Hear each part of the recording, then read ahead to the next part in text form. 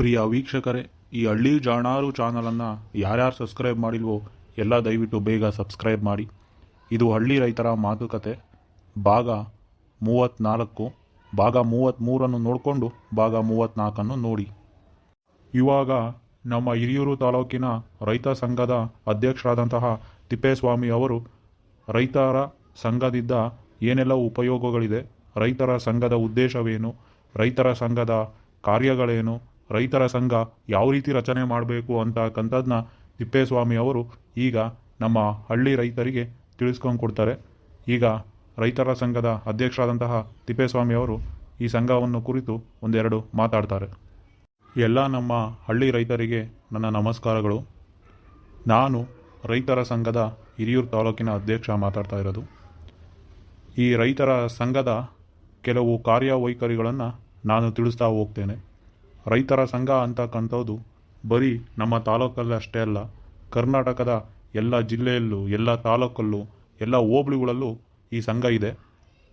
ಇನ್ನು ಮುಂದೆ ಎಲ್ಲ ಹಳ್ಳಿಗಳಲ್ಲೂ ಕೂಡ ಈ ಥರ ಒಂದು ಸಂಘ ರಚನೆ ಮಾಡಬೇಕನ್ನೋದು ನಾವು ಮನಸ್ಸಿನಲ್ಲಿ ಇಟ್ಕೊಂಡಿದ್ದೀವಿ. ಆದ ಕಾರಣ ಎಲ್ಲ ಹಳ್ಳಿಯಲ್ಲೂ ಕೂಡ ಒಂದು ರೈತರ ಸಂಘ ಇರಬೇಕೆಂಬುದು ನಮ್ಮ ಉದ್ದೇಶವಾಗಿದೆ. ರೈತರ ಸಂಘದ ಮುಖ್ಯ ಉದ್ದೇಶ ಏನು ಅಂತಂದರೆ, ರೈತರಿಗೆ ಆಗ್ತಕ್ಕಂಥ ಸಮಸ್ಯೆಗಳನ್ನು ನಾವು ಒಗ್ಗಟ್ಟಿನಿಂದ ಕೇಳ್ತಕ್ಕಂಥದಕ್ಕೆ ಈ ಸಂಘನ ರಚನೆ ಮಾಡ್ತಿರ್ತಕ್ಕಂಥದ್ದು. ರೈತರು ಒಗ್ಗಟ್ಟಾಗಿದ್ದರೆ ಮಾತ್ರ ಇಂಥದ್ದೆಲ್ಲ ಸಮಸ್ಯೆಗಳನ್ನ ನಾವು ಹೋರಾಡ್ಬೋದು. ಇವಾಗ ನೀವು ಎಲ್ಲ ಒಗ್ಗಟ್ಟಿಂದ ಕೈ ಜೋಡಿಸಿದರೆ ನಿಮ್ಮಲ್ಲಿರ್ತಕ್ಕಂತಹ ಹಳ್ಳಿಯಲ್ಲಿ ಎಷ್ಟೋ ಸಮಸ್ಯೆಗಳಿದ್ದಾವೆ. ರೈತರಿಗೆ ಆಗ್ತಕ್ಕಂಥ ಸಮಸ್ಯೆಗಳು ಕರೆಂಟಿಂದಾಗಿರ್ಬೋದು, ಇನ್ನೂ ಹಲವಾರು ಸಮಸ್ಯೆಗಳು ಇದ್ದಾವೆ. ಅಂತಹ ಸಮಸ್ಯೆಗಳನ್ನ ನಾವು ಒಂದು ಒಗ್ಗಟ್ಟಿನ ಮುಖಾಂತರ ಈ ಸಂಘದ ಚಿಹ್ನೆಯಿಂದ ಹೋದರೆ ನಮಗೆ ಖಂಡಿತ ಅಲ್ಲಿರ್ತಕ್ಕಂಥ ಅಧಿಕಾರಿಗಳು ನಮ್ಮ ಕಡೆ ಗಮನ ಕೊಡ್ತಾರೆ. ಇಲ್ಲ ಅಂತಂದರೆ ಬರೀ ಹಳ್ಳಿಯರು ಯಾರೋ 2-3 ಹೋದರೆ ಅದಕ್ಕೆ ಅವ್ರು ಯಾವುದೇ ರೀತಿ ಗಮನ ಕೊಡಲ್ಲ. ಒಗ್ಗಟ್ಟಿನಲ್ಲಿ ಹೋದಾಗ ಮಾತ್ರ ಏನೇ ನಮಗೆ ಸಮಸ್ಯೆ ಇದ್ರೂ ಅದ್ರ ಕಡೆಗೆ ಅವರು ಅಧಿಕಾರಿಗಳು ಗಮನ ಹರಿಸ್ತಾರೆ. ಆದ ಕಾರಣ ಒಗ್ಗಟ್ಟಿನಿಂದ ರೈತರೆಲ್ಲರೂ ಇರಬೇಕೆಂಬ ಕಾರಣಕ್ಕೋಸ್ಕರ ಈ ರೈತರ ಸಂಘ ರಚನೆ ಮಾಡ್ತಕ್ಕಂಥದ್ದು. ಈ ರೈತರ ಸಂಘ ಅಂತ ಇದ್ದರೆ ಈ ಸಂಘದಲ್ಲಿ ಎಲ್ಲ ರೀತಿಯ ಒಂದು ಜವಾಬ್ದಾರಿ ಹುದ್ದೆಗಳನ್ನು ಕೂಡ ಅವ್ರಿಗೆ ನೀಡಲಾಗುತ್ತೆ. ರೈತರಿಗೆ ಇಲ್ಲಿರ್ತಕ್ಕಂಥ ನೀವೇ ರೈತರು ಈ ಸಂಘದ ಅಧ್ಯಕ್ಷರು, ಉಪಾಧ್ಯಕ್ಷರು, ಕಾರ್ಯದರ್ಶಿ, ಪ್ರಧಾನ ಕಾರ್ಯದರ್ಶಿ, ಖಜಾನ್ಸಿ, ಈ ಥರ ಹಲವಾರು ಕೆಲವೊಂದು ಹುದ್ದೆಗಳಿದ್ದಾವೆ. ಅದರ ಮುಖಾಂತರ ಈ ಹಳ್ಳಿಯಲ್ಲಿ ರೈತರ ಸಂಘನ ರಚನೆ ಮಾಡಬೇಕಾಗ್ತೈತೆ. ಆ ಹುದ್ದೆಗಳನ್ನ ನೀವೇ ಹಳ್ಳಿಯಲ್ಲಿರ್ತಕ್ಕಂಥವ್ರು ಕುಂತು ಮಾತಾಡಿ ಅದನ್ನು ನೀವು ಹುದ್ದೆಯನ್ನು ಭರ್ತಿ ಮಾಡ್ಕೋಬೋದು.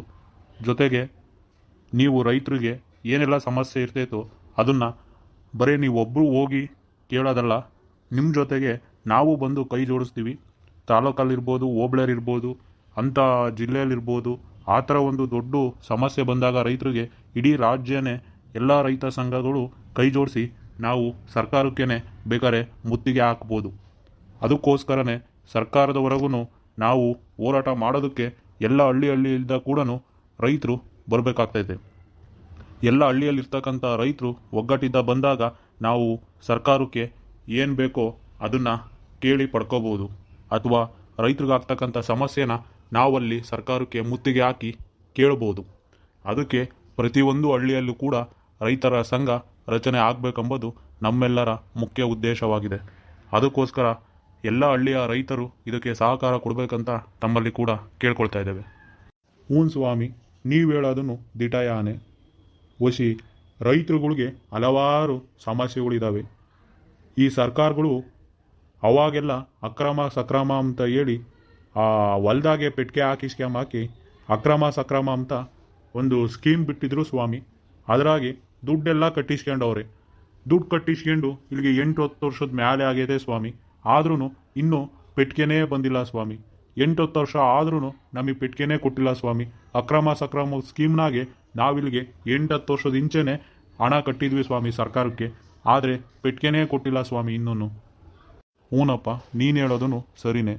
ನೀನು ಒಬ್ಬಂದೇ ಸಮಸ್ಯೆ ಅಲ್ಲಪ್ಪ ಇದು. ಎಲ್ಲ ಹಳ್ಳಿಗಳಾಗೂ ಎಷ್ಟೋ ಜನ ರೈತರು ಅಕ್ರಮ ಸಕ್ರಮ ಅಡಿಯಲ್ಲಿ ಹಣ ಕಟ್ಟಿದ್ದಾರೆ ಸರ್ಕಾರಕ್ಕೆ. ಆದರೆ ಸರ್ಕಾರಗಳು ಇನ್ನೂ ಅವ್ರಿಗೆ ಪೆಟ್ಟಿಗೆ ಕೊಟ್ಟೇ ಇಲ್ಲ. ಈ ಹಣ ಕಟ್ಟಿ 10 ವರ್ಷನೇ ಆಗಿದೆಯೋ 15 ವರ್ಷನೇ ಆಗಿದೆಯೋ ಗೊತ್ತಿಲ್ಲ. ಆದರೆ ಎಷ್ಟೋ ರೈತರಿಗೆ ಇನ್ನೂ ಆ ಪೆಟ್ಟಿಗೆ ಸರ್ಕಾರ ಕೊಡೋಕ್ಕಾಗಿಲ್ಲ. ಆದ್ರಿಂದನೇ ಹೇಳ್ತಕ್ಕಂಥದ್ದು, ರೈತರು ಎಲ್ಲ ಒಗ್ಗಟ್ಟಾಗಿದ್ರೆ ಇದನ್ನೆಲ್ಲ ನಾವು ಹೋಗಿ ಕೇಳ್ಬೋದು, ನಾವು ಇದನ್ನ ಹೋರಾಟ ಮಾಡ್ಬೋದು ಅಂತ ಹೇಳಿ ಈ ಸಂಘಗಳನ್ನ ಮಾಡಬೇಕು ಅಂತ ನಾವು ಹೊರಟಿದ್ದೀವಪ್ಪ. ಈ ಥರ ಹಲವಾರು ಸಮಸ್ಯೆಗಳು ರೈತರಿಗೂ ಇದೆ. ಆದರೂ ನಾವು ಒಂದು ಮಾತು ಹೇಳ್ತೀನಿ, ರೈತರು ಪೆಟ್ಟಿಗೆ ಹಾಕಿಸ್ಕೊಂಡಾಗ ಅದು ಸುಟ್ಟ ಮೇಲೆ ಆ ಸುಟ್ಟಿರ್ತಕ್ಕಂಥ ಪೆಟ್ಟಿಗೆನ ಬೇಗ ಸುತ್ತಿ ಈ ಬೆಸ್ಕಾಂನವರು ಕೊಡಬೇಕು ನಮಗೆ. ಆದರೆ ಬೆಸ್ಕಾಂನವ್ರು ಏನು ಮಾಡ್ತಾರೆ, ಪೆಟ್ಟಿಗೆ ಸುಟ್ಟೈತಂತ ಅವ್ರ ಹತ್ರ ತಗೊಂಡೋದ್ರೆ ಅವರು 3 ದಿನ ಆದ್ರೂ ಇನ್ನೂ ಕೆಲಸ ಮಾಡ್ತಿದ್ದೀವಿ ಅಂತಾರೆ, ವಾರ ಆದರೂ ಕೆಲಸ ಮಾಡ್ತೀವಿ ಅಂತಾರೆ, ವಾರ ಆದರೂ ಪೆಟ್ಟಿಗೆ ಕೊಡಲ್ಲ. ಆ ಪೆಟ್ಟಿಗೆ ಸುತ್ತಿರ್ತಕ್ಕಂಥ ಪೆಟ್ಟಿಗೆ ನಾವು ಅಲ್ಲಿಗೆ ತಗೊಂಡೋದ್ರೆ ಹಂಗೆ ಅವರು ಅವಾಗಲೇ ಇನ್ನೊಂದು ಪೆಟ್ಟಿಗೆ ಕೊಡಬೇಕು. ಇಲ್ಲ ಅಂತಂದರೆ ಅದು ಅವ್ರ ತಪ್ಪಾಗುತ್ತೆ, ಬೆಸ್ಕಾಂನವ್ರದ್ದು. ಇದನ್ನು ರೈತರೆಲ್ಲ ಗಮನದಲ್ಲಿ ಇಟ್ಕೋಬೇಕು. ನೀವು ಪೆಟ್ಟಿಗೆ ಸುಟ್ಟಾಗ ಬೆಸ್ಕಾಂ ಹತ್ರ ಅದನ್ನ ತಗೊಂಡೋದಾಗ ಅವರು ಬೇಗನೆ ಇನ್ನೊಂದು ಪೆಟ್ಟಿಗೆ ಕೊಡಬೇಕು ಅವಾಗಲೇ. ಅದನ್ನು ಬಿಟ್ಟು 3 ದಿನ ಬಿಟ್ಟು ಕೊಡ್ತೀವಿ, ವಾರ ಬಿಟ್ಟು ಕೊಡ್ತೀವಿ ಅಂತಂದರೆ ನೀವು ಬೆಸ್ಕಾಂ ಮೇಲೇ ಕಂಪ್ಲೇಂಟ್ ಮಾಡ್ಬೋದು. ಈ ಥರದ್ದೆಲ್ಲ ರೈತರಿಗೆ ಇದೆ. ಆದರೆ ರೈತರಿಗೆ ಎಷ್ಟೋ ರೈತರಿಗೆ ಇದೆಲ್ಲ ಗೊತ್ತಿಲ್ಲ. ಅದಕ್ಕೆ ಈ ಸಂಘ ಅಂತ ಇದ್ದರೆ ನಿಮ್ಮ ಇಲ್ಲಿರ್ತಕ್ಕಂಥ ರೈತರದು ಯಾರ್ದಾದ್ರೂ ಪೆಟ್ಟಿಗೆ ಸುಟ್ಟರೆ ಒಂದೇ ದಿನದಲ್ಲೇ ಅವ್ರ ಪೆಟ್ಟಿಗೆ ಕೊಡಬೇಕು. ಕೊಡಲಿಲ್ಲ ಅಂತಂದರೆ ಹೇಳಿ, ನಮ್ಮ ರೈತರ ಸಂಘ ಬಂದು ಮಾತಾಡ್ತೈತೆ ಅಂತ. ಇದೇ ಥರ ಇನ್ನೊಂದು ಹಳ್ಳಿಯಲ್ಲಿ ಪೆಟ್ಟಿಗೆ ಸುಟ್ಟಿತ್ತು, ಅವರು ವಾರ ಆದರೂ ಪೆಟ್ಟಿಗೆ ಕೊಟ್ಟಿರಲಿಲ್ಲ. ಅವರು ಎಲ್ಲ ಬೆಳೆಗಳಿಗೂ ನೀರೇ ಬಿಟ್ಟಿರಲಿಲ್ಲ, ಗಿಡ ಎಲ್ಲ ಒಣಗಿದ್ವು. ನಾವು ಹೋಗಿ ಗಲಾಟೆ ಮಾಡಿ ಪೆಟ್ಟಿಗೆ ಎಲ್ಲ ಕೊಡಿಸಿದ್ವಿ. ಅವ್ರಿಗೆ ಹೇಳಿದೆ, ರೂಲ್ಸ್ ಇರೋ ಪ್ರಕಾರ ಒಂದೇ ದಿನದಲ್ಲಿ ಪೆಟ್ಟಿಗೆ ಕೊಡಬೇಕು, 3 ದಿನ ವಾರಂಗಟ್ಟಲೆ ಕಾಯಿಸಂಗಿಲ್ಲ ಬೆಸ್ಕಾಂನವರು. ಅದಕ್ಕೆ ನಿಮ್ಮಲ್ಲಿ ಯಾರ್ದಾನ ಪೆಟ್ಟಿಗೆ ಸುಟ್ಟರೆ ಒಂದೇ ದಿನಕ್ಕೆ ಪೆಟ್ಟಿಗೆ ರಿಟರ್ನ್ ಅವ್ರು ಕೊಡಬೇಕು. ಅದನ್ನು ನೀವೆಲ್ಲ ಗಮನದಲ್ಲಿ ಇಟ್ಕೊಂಡು ಇಲ್ಲಿ ಸುಟ್ಟಿರ್ತಕ್ಕಂಥ ಪೆಟ್ಟಿಗೆನ ನೀವು ತಗೊಂಡು ಹೋದರೆ ಅವ್ರು ನಿಮಗೆ ರಿಟರ್ನು ಅವಾಗಲೇ ಪೆಟ್ಟಿಗೆ ಇನ್ನೊಂದು ಕೊಡ್ತಾರೆ. ಅಲ್ಲ ಕಾಣ್ ಸ್ವಾಮಿ, ನಾವು ಇಲ್ಲಿಗೆ 2 ವರ್ಷದ ಹಿಂಚೆ ಆ ಟೊಮಾಟೊ ಈರುಳ್ಳಿ ಅಂತ ಹಾಕಿದ್ವಿ ಸ್ವಾಮಿ.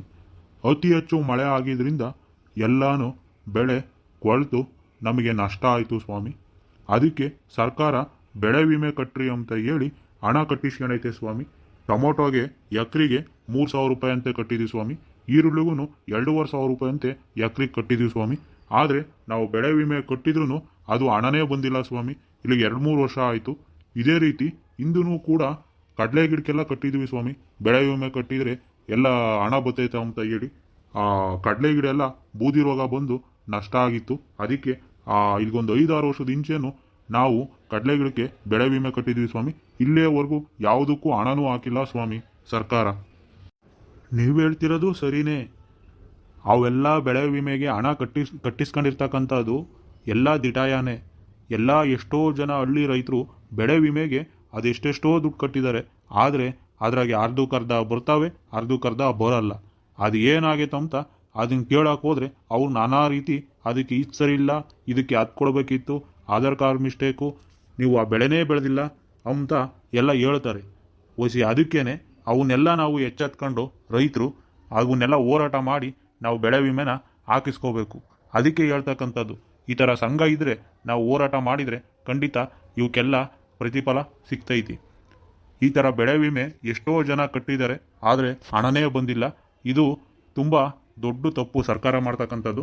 ಅದ್ರ ಬಗ್ಗೆ ನಾವು ರೈತರಾದಂಥವ್ರು ಎಚ್ಚೆತ್ಕೊಂಡು ಇದನ್ನು ಸರ್ಕಾರಕ್ಕೆ ಹೋಗಿ ಹೋರಾಟ ಮಾಡಿ ಅಲ್ಲೇ ನಾವು ಇದಕ್ಕೆ ಪ್ರತಿಫಲ ಪಡ್ಕೋಬೇಕಾಗುತ್ತೆ.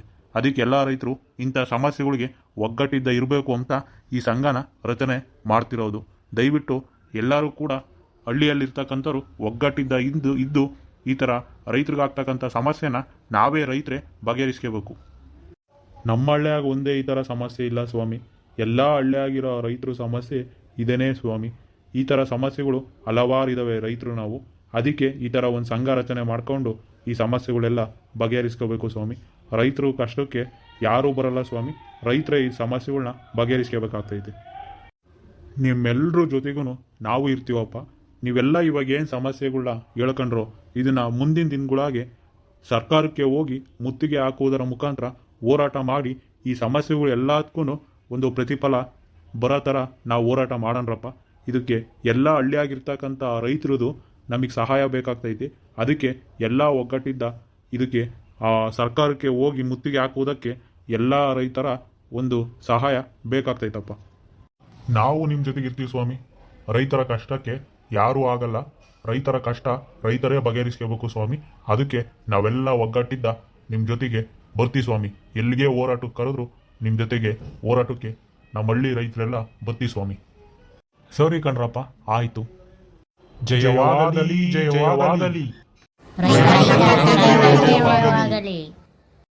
ಹಳ್ಳಿ ರೈತರ ಸಂಘಕ್ಕೆ ಜಯವಾಗಲಿ. ನೋಡಿದ್ರಲ್ಲ ವೀಕ್ಷಕರೇ, ನಮ್ಮ ಹಳ್ಳಿನಾಗೆ ರೈತರಿಗಾಗ್ತಕ್ಕಂಥ ಸಮಸ್ಯೆಗೆ ಹೆಂಗೆಲ್ಲ ರೈತರು ಒಗ್ಗಟ್ಟಿದ್ದ ಕೈ ಜೋಡಿಸವ್ರೆ ಅಂತ. ಓಸಿ ನಿಮ್ಮ ಹಳ್ಳಿಯಾಗೂ ರೈತರಿಗಾಗ್ತಕ್ಕಂಥ ಸಮಸ್ಯೆಗಳಿಗೆ ಎಲ್ಲರೂ ಒಗ್ಗಟ್ಟಿದ್ದ ಕೈ ಜೋಡಿಸ್ರಿ.